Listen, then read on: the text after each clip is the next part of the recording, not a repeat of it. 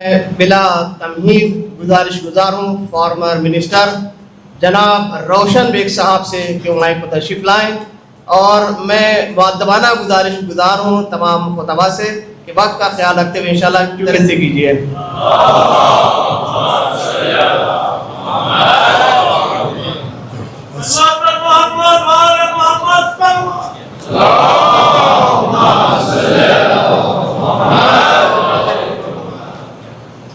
अस्सलामु अलैकुम वरहमतुल्लाहि वबरकातुहू।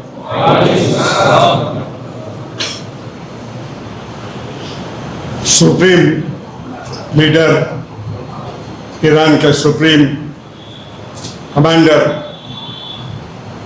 उनके नुमाइंदे हिंदुस्तान में, उनके नुमाइंदे डॉक्टर मजीद हकीम इलाही साहब,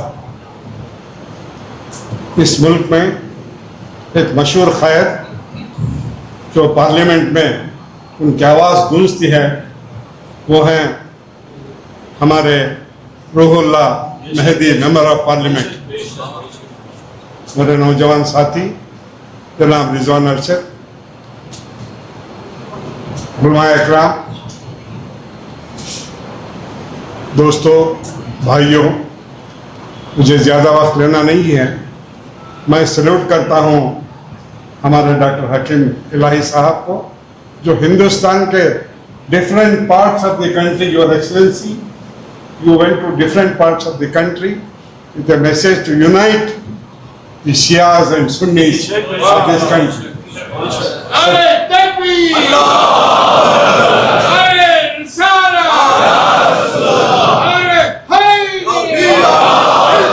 Salute to your excellency for your efforts. एक पैगाम सारी दुनिया में चला गया है। सारी दुनिया में मुसलमान थोड़ा कलम ऐसा करके चल रहा है। अगर मुसलमान थोड़ा छाती ऐसा करके चल रहा है तो वो ईरान के लोग, ईरान की लीडरशिप सारी दुनिया में ये दिखा दिया कि देखो ये मुसलमान सही मुसलमान है।